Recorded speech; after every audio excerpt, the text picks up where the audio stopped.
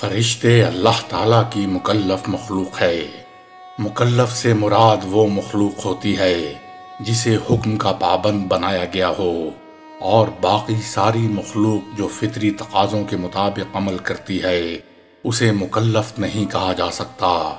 جسے حکم کی تکلیف دی گئی، جسے احکام الہی کا پابند کرنا لازم ہے، جس سے اس کے اعمال کی پرسش ہوگی۔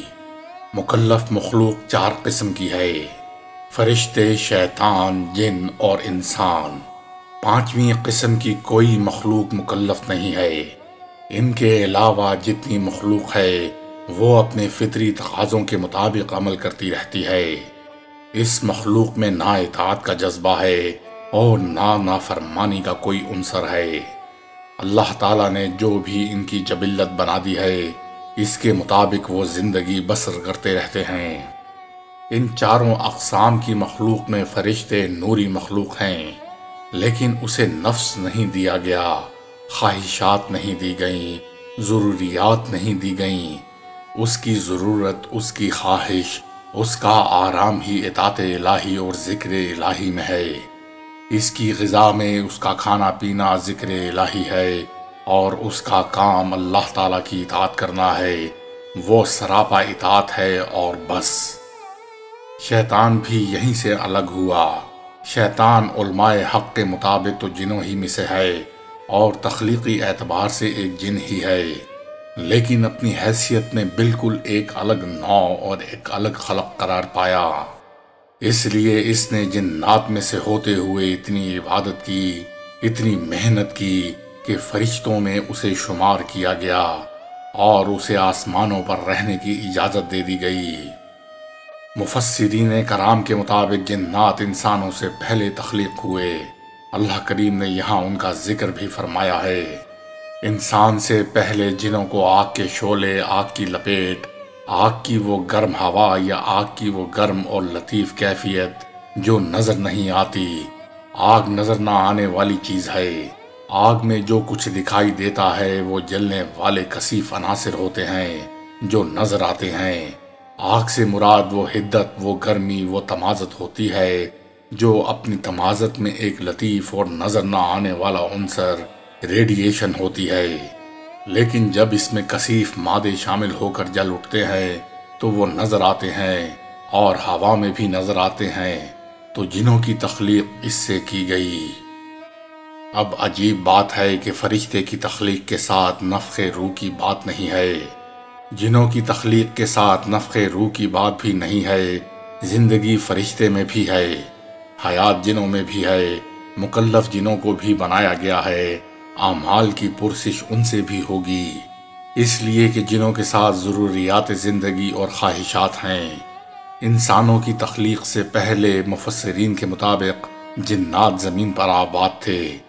ان میں سے کسی ایک کو ان پر امیر یا حکمران یا بادشاہ مقرر کر دیا جاتا تھا جو اللہ کی اطاعت کرنے والا ہوتا تھا، اور اسے زندگی گزارنے کے ضابطے سمجھا دیے جاتے تھے، اور ایک عرصہ اس کے مطابق یہ رہتے۔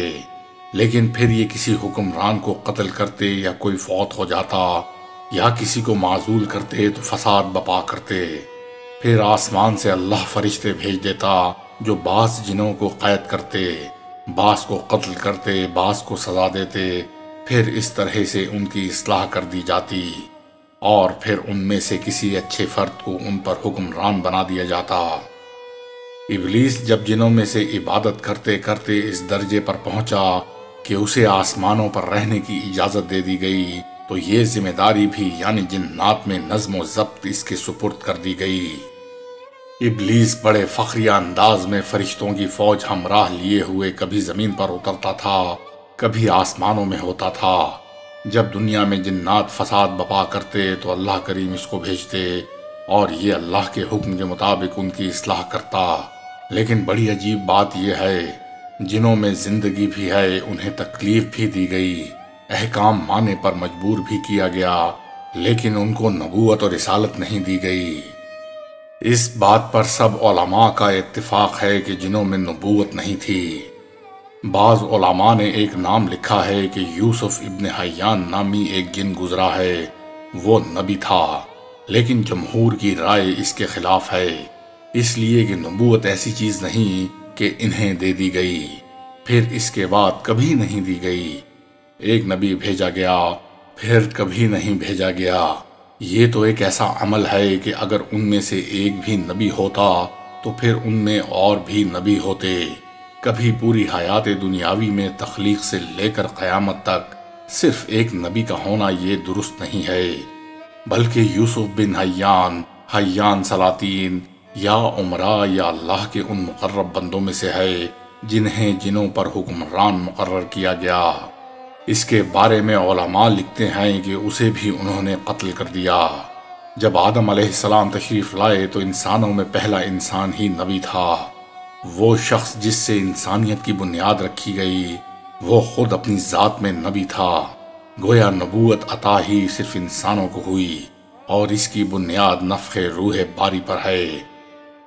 اللہ کریم فرماتے ہیں، سڑے ہوئے خشک شدہ گارے سے مٹی کا ایک عنصر جو گارا بنتے بنتے گل سڑ جائے اور پھر اس کے بعد خشک ہو جائے، آپ نے گلی سڑی سیاہ مٹی دیکھی ہوگی، اس کی طرح خشک مٹی سے ایک بشر تخلیق کرنے چلا ہوں۔ لیکن وہ صرف ایک عام تخلیق نہیں ہوگی، جیسے کائنات میں سورج چاند ستارے، نباتات اور طرح طرح کے حیوانات، چرند اور پرند ہیں، اس میں بے شمار مخلوق ہے۔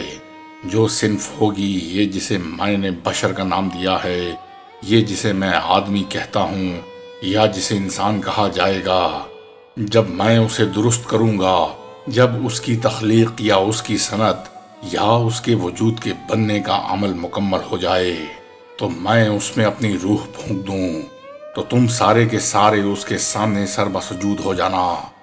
نفخ روح جو انسان کو نصیب ہوئی، جس پر نبوت کی بنیاد ہے۔